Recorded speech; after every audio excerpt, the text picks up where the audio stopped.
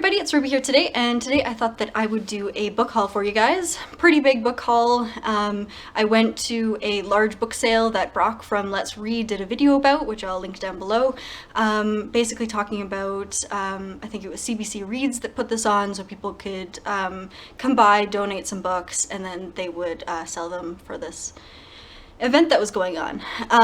So I have quite a few books. I also went to a couple of thrift stores on my way back home from this book sale, so this is kind of an amalgamation of secondhand books. I also again wanted to apologize for the background. Instead of finding a more interesting background like I said I would in the last couple of videos, I got to a less interesting background, maybe more artistic, maybe more boring. I just don't really have a bookcase that is near any sort of source of light, so this is like the best I can do until July. But on to the books. I'm just gonna pick them up at random, no real order to what I bought, and I'll tell you guys a little bit about them. So this is Night Circus by Erin Morgenstern. So this was a book that's probably been mentioned quite a bit on BookTube. It was definitely pretty popular for a little while. It has Heather's Pick, which for anybody who doesn't live in Canada is basically where the CEO of Indigo, which is like the major book company here, picks a book or a couple of books a year that she thinks people would really like, that she likes, or that do really well, and they end up being pretty big sellers. So I know that this would probably be a pretty good book for me. And it's basically just magical realism in Night Circus, so very much up my alley. Then I have The Princess Bride by William Goldman. I've only watched the movie, which I know is blasphemy for BookTube, but to be fair, I mean, it was made in like the 80s. But I heard that the book is extremely funny, and that's why they made a movie about it. So I thought I'd give that a try as well. Then I have Extremely Loud and Incredibly Close. This is a book that I heard about before the movie came out, about, I don't know if it explicitly says that he has Asperger's or if it's just sort of implied, but he basically has a couple of quirks and some problems that he has to go through when he's dealing with the death of his father. And I really connected with this book because I have like a family member who has Asperger's, and I have some like sensory problems as well that are kind of go along with that sort of line of disorders and syndromes and stuff.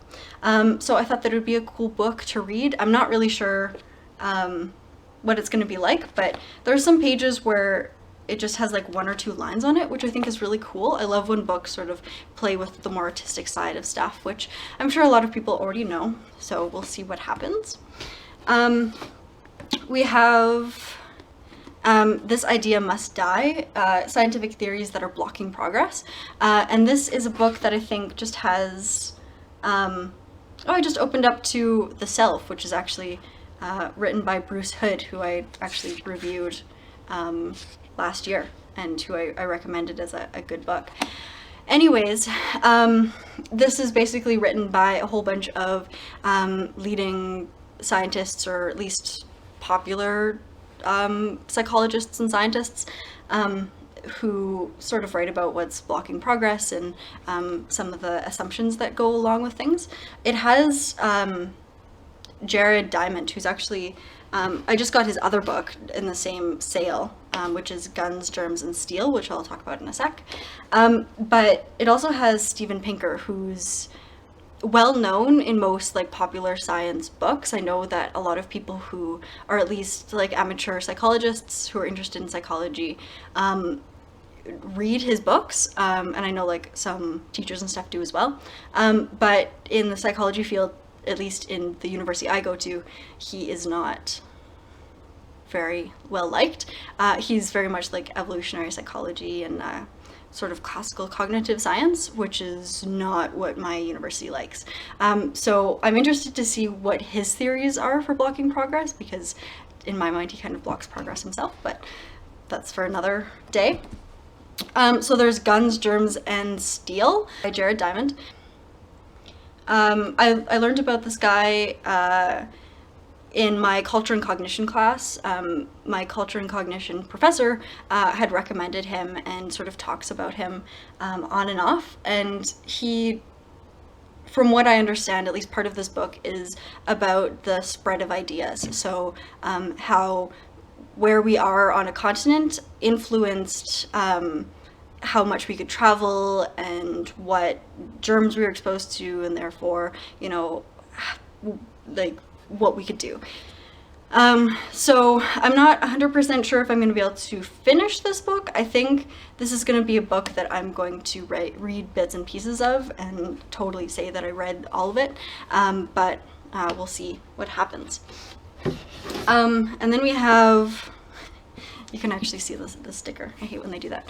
The Cuckoo's Calling by Robert Galbraith. This is one of J.K. Rowling's crime novels that she wrote under a pen name that I've been wanting to pick up for a while. I'm probably one of the few people who read A Casual Vacancy and actually liked it, so I'm sure that this will be a book that I'll like as well, but it's not necessarily a genre that I would pick up. I mostly picked it up for the author, so we'll see. Maybe I'll be one of those people who cries because it's not about wizards. I don't know. Then I have two books that are probably extremely boring for people, but I found interesting because I'm learning about them in one of my classes. So we have one guy who people always correct me when I say his name because it's French. I was told to say it was Bart, but people call him Barthas and Bartas and all that stuff.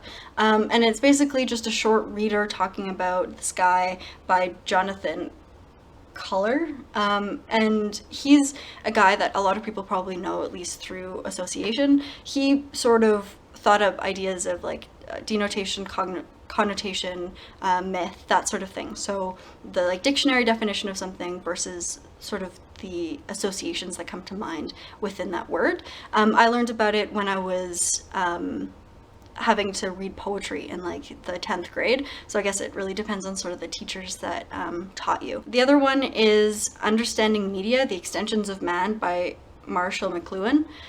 This guy is Canadian. He's really awesome. He's the one that coined the term medium is the message and global village. So he was very much like technological determinist, I guess they call it, where he said that technology was a huge influence on how people spread ideas and communicate and stuff, and that as things become more interactive with television and internet, that people will start to become more like democratic in the way that they talk to each other.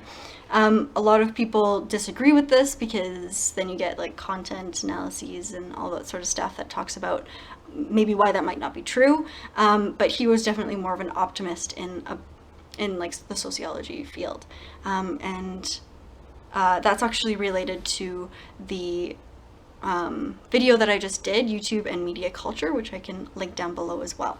And then I have The Feminine Eye, Science Fiction and the Women Who Write It. This is a collection of essays about women who wrote sci-fi, also written by women, maybe, who write sci-fi. I was a little bit hesitant to get this book just because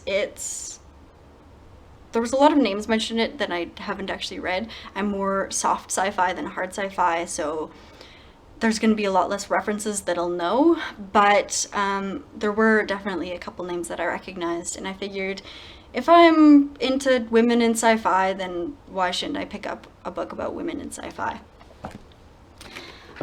Speaking of which, I picked up a Margaret Atwood book, which I really should stop picking up Margaret Atwood books because it's just getting ridiculous.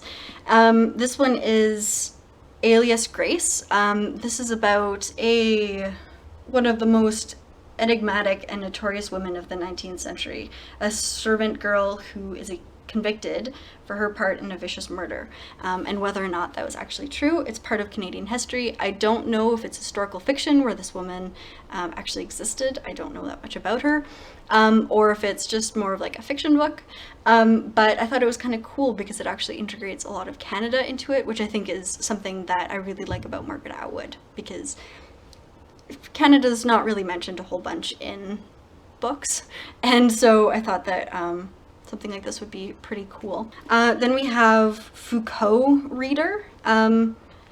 Foucault is another person that I reviewed. I reviewed The History of Sexuality, which I will also link down below. And this is a reader of his. This looks like it was actually a textbook. It has like the price tag on the bottom that looks like it's probably a textbook from a university. And it's basically, yeah, just his ideas and where they came from, mentions Nietzsche and stuff. Again, this is a book that I'll probably flip through, read bits of, but maybe not read the whole thing. But I thought I'd pick it up because I'm getting interested in Foucault. I do like his ideas, and he's extremely hard to understand. When I was in my sociology class, there was some like theories that were mentioned that was in the book that I had reviewed that I hadn't really picked up on, because he doesn't really like introduce them. He just kind of assumes that you know them. So I thought that a book like this would sort of introduce me to those ideas and hopefully would be kind of understandable. And then I have The God of Small Things by Arundhati Roy. I believe this is a book that a couple of friends of mine had recommended to me a couple of times that I, for some reason, refused to read. I think I just have so many books that it's just like, unless I can see them in the bookstore, I'm not going to read them. So I believe this was read in an English class for one in my high school, and so I thought I would give it a try. Don't know that much about it. I'm not even sure if it's the book that I remember them recommending me, so I'll have to get back to you guys on this. Maybe some of you guys know what it is.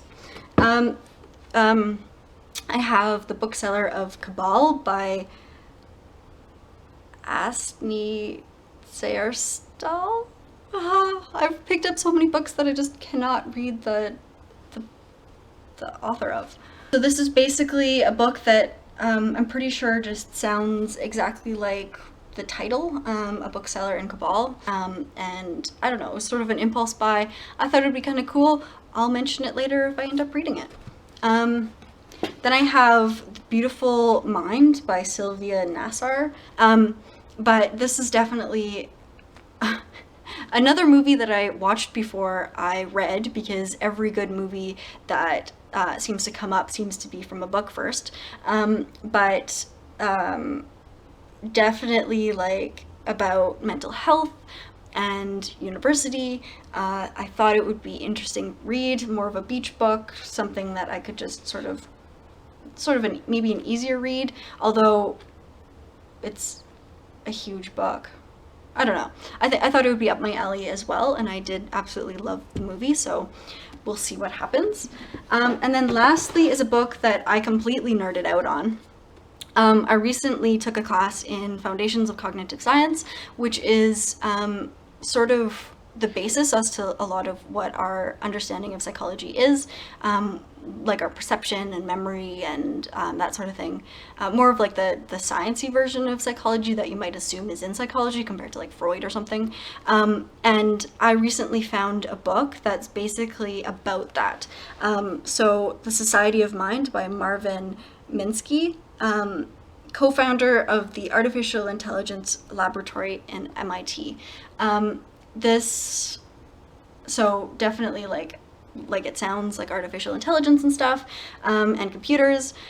I don't normally am sort of iffy about finding books like this, like popular books that talk about artificial intelligence or cognitive science, just because from what I had learned in the class, it's less futuristic than what movies tend to portray it as, or what people tend to want to think it is. Like, I talk to a lot of people and they think that artificial intelligence is on the cusp of being a reality. Well, in the class that I took, it was more of like, we don't even know what consciousness is, so let's just play around with robots. Like, there's very much a different sort of idea.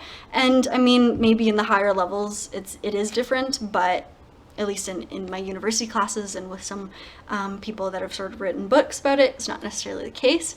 The reason I picked this one up is because it does sort of play around with those ideas.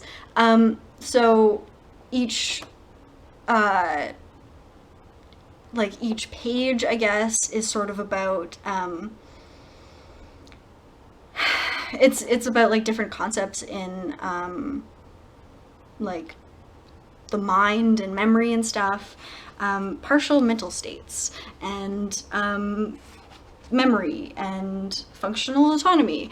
So it's sort of like a book that you could probably pick up bits and pieces of, sort of read about, hopefully have a bit of an understanding about the mind and what goes on. So I thought that that was very much up my alley, sort of a coffee table book for, you know, huge nerds like me. So that is all of the books that I got. That was quite a few, 15 books, I guess, that I picked up. Less than like the 30 or 40 that I had talked about last year, but definitely a good haul. Picked up a couple books that I told myself to pick up when I saw them next, and a couple books that I'm interested in reading, I've never heard of before. So very exciting. So comment down below if there's any books that you recognize that you thought were definitely really cool or that you're interested in, or if you have any questions about any of the people that I mentioned as well. And of course, check out all the links that I'll be posting down below and in various places, and subscribe and do your thing, and I will talk to you guys later.